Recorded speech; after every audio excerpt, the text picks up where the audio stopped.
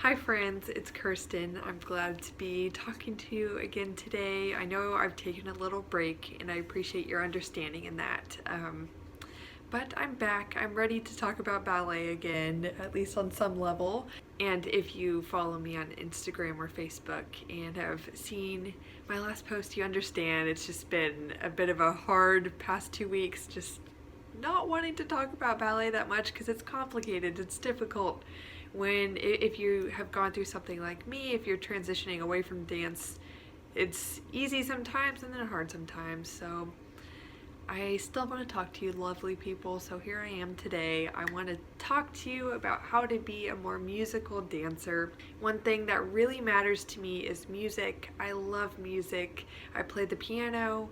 I will make it clear that though I consider myself to be a musical dancer, and I've been called that many times throughout my training and dancing professionally and whatnot, it's one of my strengths. And though I do play piano, I will be very honest, I had a teacher when I was younger who was wonderful to me and really wanted me to just enjoy my talent for it. And I honestly didn't get technical training very much at all. So when I went to college and began my BFA in ballet, I had to take some music theory classes, which I loved. I really enjoyed them because it's like I was all of a sudden getting language and structure for all these things I understood how to play out, but I hadn't been really taught that before because I just had a talent for reading music, sheet music, and just playing my little heart out. So anyway, through those classes I gained a bit more of a technical understanding. However, I'm not an expert. So I do still have somewhat of an understanding for people's perspective who don't really know anything about music. So I'm just going to try to relate to you if you feel like you want to understand music a little bit better, or just at the very least understand how it is more helpful for a dancer specifically to relate to music so that your dancing can become more beautiful and dynamic. So one thing to understand in order to be a more musical dancer is to realize that there needs to be a relationship with you and a collaboration between you and the music. You need to actively hear it and absorb it and be open and almost spontaneous in a way when you're listening to the music as you dance to respond to it in some way. I believe that one definition of dance, there are many by the way, that I believe are very valid.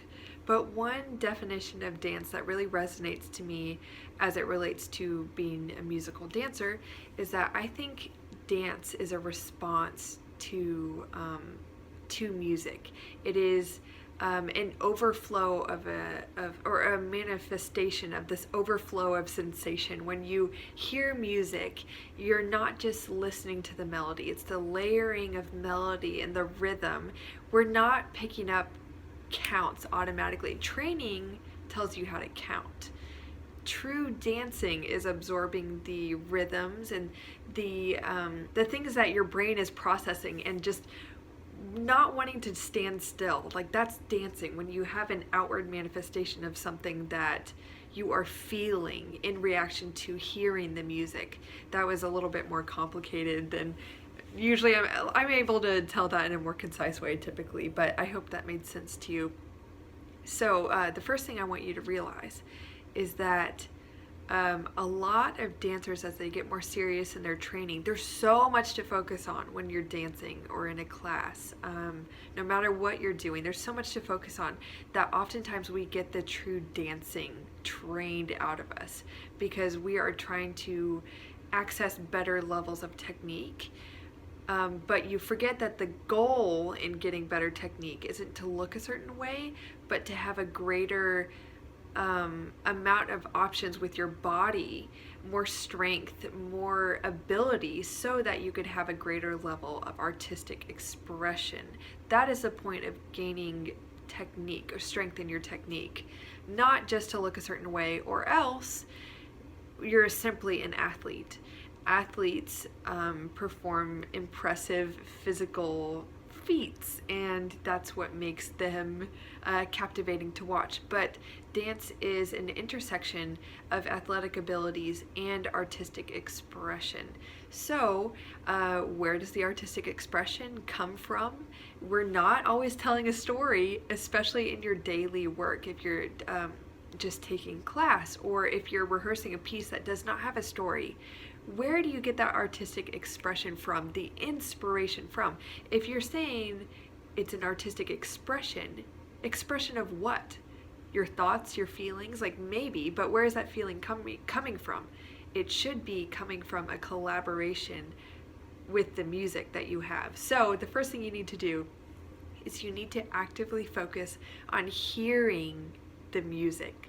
A lot of times as dancers, when you get focused in class, you start to tune it out and only hear the beats and only think of the counts. But if you're going to be a musical dancer, you need to actively hear and collaborate with the music. Now, what do I mean by collaborate? You need to be open to actually hearing the emotion, the melody of the music. The melody is, I guess, what you could call the top layer of the music, something that you would hum. The rhythm is the underlying structure. This isn't just counts, but say like a waltz would be a 1 and 2 and 3. But maybe something like a coda is in a duple meter. I'll explain this later. 1 and 2 and 3 and 4 and 5. I think that's a coda. A duple meter is just, actually I'll just go ahead and explain this now. You need to understand the difference at least. You don't need to know everything there is to know about music and be an expert, but what you do need to know the difference between is how to identify a duple meter, a triple meter, and you need to be able to count in sixes, okay?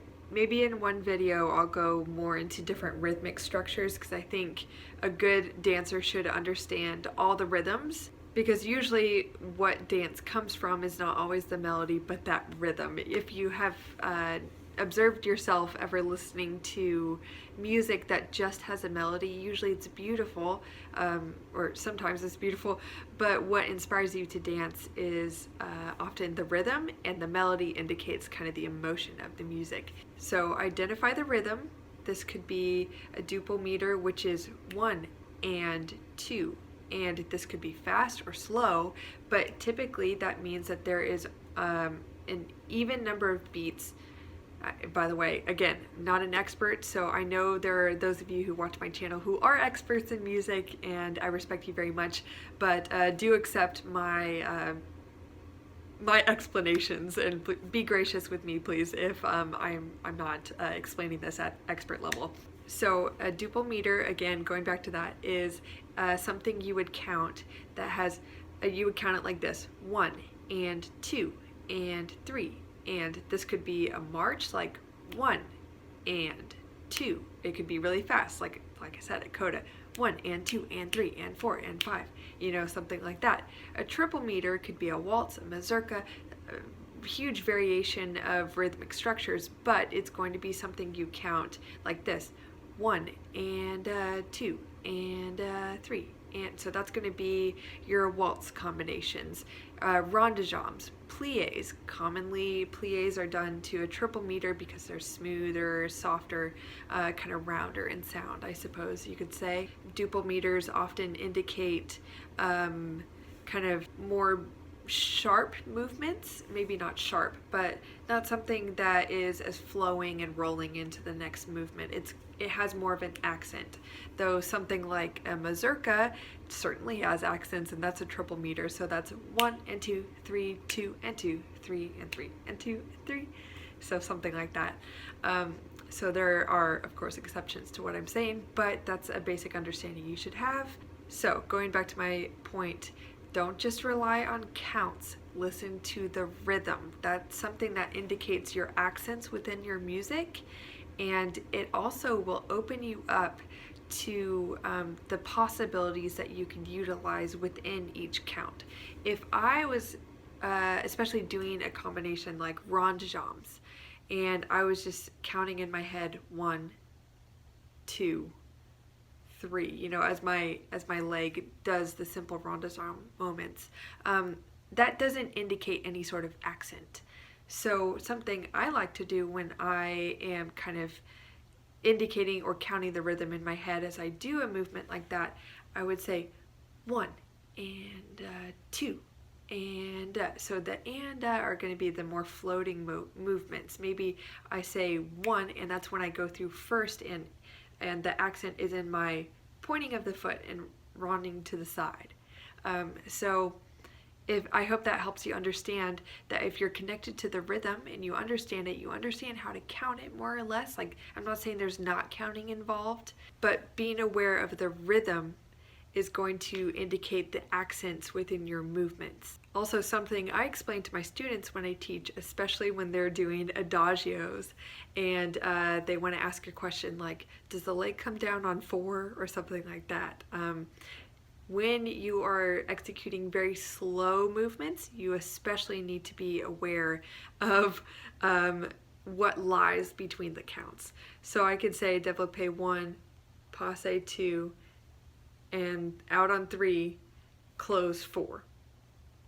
But one thing you can actually do is say 1 and 2 and 3, hold and 4. You could actually still be in the air. 4 and close on and then pick up passe 1, so that actually allows more time, more stretching of the music between the counts in something like an adagio. So that comes from an awareness of rhythm and counting, not just the basic 1, 2, 3, 4, but between the counts, and that comes from at least a basic understanding of duple and triple meters. I think I'll go into, like I said, other rhythmic structures in another video because this is very helpful, and it's something that could really impact your understanding of music without having to have like a crazy understanding of music theory. My next tip is to be really aware of the melody and the the emotion of the music. Is it bright and cheery and crisp, and how can you translate that into your movements? Or is it dramatic and somber or passionate? An adagio, I don't believe across every song indicates one emotion, or maybe emotion, it doesn't seem like it's not an accurate word in my opinion. You don't actually have to feel the emotion, though that's helpful. I think feelings and emotions are different things. So maybe it's a feeling. What is the feeling of the music? Is it aggressive? Is it soft? Is it does it sound nostalgic? Something like that. You can incorporate the essence of the music into your dancing, almost like you are telling a story. And that goes back to my point about collaborating and reacting to the music. And honestly, that makes you a much more magnetic dancer to watch, certainly. Also, be really aware of the dynamics within the music. You need to be aware of what dynamics are. Dynamics are the variations within the music in regards to volume. I think it sometimes applies to tempo. I hope I'm not incorrect. But you can also collaborate and respond to the music based off of the music getting louder or softer, and you can translate that energy into your emotions. So I'd say energy matching is something that's very important. You don't always have to feel something or emote something, but matching the mood and the energy of the music is really important. And I don't want to just say matching. I think dance, something that is so special about dance is that we're not just kind of prisoners to the music. We are actually actively bringing it to life. We're adding a visual component to what the music provides. We're adding another layer. So I do welcome you to experiment with the idea of bringing the music to life. Figure out what you are hearing and see how you could bring it to life further. Another part of being a musical dancer is knowing the combinations thoroughly, or the steps. so that you are able to anticipate with confidence the next step. That doesn't mean you always anticipate and rush the music. By no means, don't rush the music. But it does mean that you have that space in your mind available to make an artistic decision going forward into the next step instead of, oh no, what's the next step? You should know what it is, and instead of wondering what is coming next, ask yourself how you're going to do it. And I don't just mean technically, but how are you going to use your accents, your dynamics within your body? It's not just the music that has dynamics. Your body can express those dynamics. You can do something obviously sharp, smooth. Like, there are so many different adjectives you can apply to your movements that actually help your technique. I believe that having this collaborative mindset in regards to your dancing and the music actually helps dancing to be more enjoyable, and in my opinion, it makes dancing easier and lighter. You're adding the fun back into dance. I think you're adding back in the true meaning of dance. You can be a wonderful technician and not be a true dancer. Just because you're doing dance steps does not mean you're really dancing. You can be executing these very impressive physical feats, but that doesn't mean you have the essence of dance within your actions, which means I believe that dancing is more spontaneous. There is kind of this there's an impulse to it. There's a desire to do it. I think that's what true dance is, because if you go somewhere where people are dancing, like a party or a wedding or something, you see people dancing. They're not, I mean, if they're really dancing, they're in the moment. They're not choreographing in their heads what they're trying to do. They're playing off of what each other are doing. They're listening to the music, they're not paying attention, but reacting to the rhythm of the music. That is dance, just as much as ballet is dance, but only if we don't train ourselves out of being dancers. You need to have that spontaneity, the collaborative mindset, and you need to really allow yourself to hear the music, the melody, and the rhythm, not just the counts, and realize what lies beneath or between each of the counts, so that you can have more quality to your dancing than just objective actions. You shouldn't just think, where am I going to be on each count? How am I going to arrive at a certain position? Or not think how, but okay, I have to be here on this count and here on that count. That doesn't tell you what you should be doing in your transitions, how you should get there, what part of your body is going to hit that accent on the count.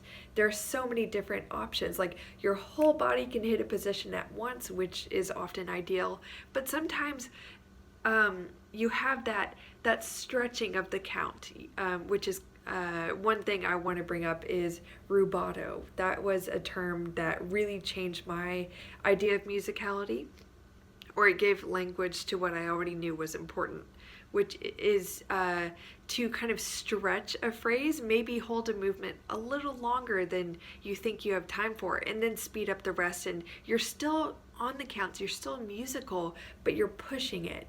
One phrase kind of goes into the next. You're not dancing so predictably and just within the confines of whatever the phrasing is, 6 or 8 counts. So in regards to rubato, your body doesn't always have to, like, every piece of it arrive in a position from one count to the next. Think of your transitions also indicating rhythm, or if you are hitting a position, your say, like, most of your body, your standing leg, your torso can be making the position, but your upper body, like right on the count with energy and coordination, but maybe your upper body is continuing to grow, as many teachers say, like continuing to have some sort of energy or movement that is like almost raising to a climax, or continuing to go, like I was just indicating that, and then you go into the next thing. I was indicating with my body language, instead of I'm here and then I'm here and then I'm here. You know, you could use your gaze, think of how many possibilities there are with all your body parts. What can each be doing at each moment in time? I know that's a lot to think about, while still hitting accents. I think I'm just saying a lot of things at this point. It's probably a lot to digest. So I'm going to leave you with that today. I really hope you enjoyed it.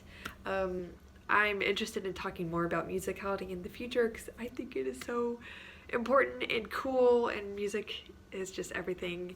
And it should be everything to a dancer because it's the impetus for why we do what we do.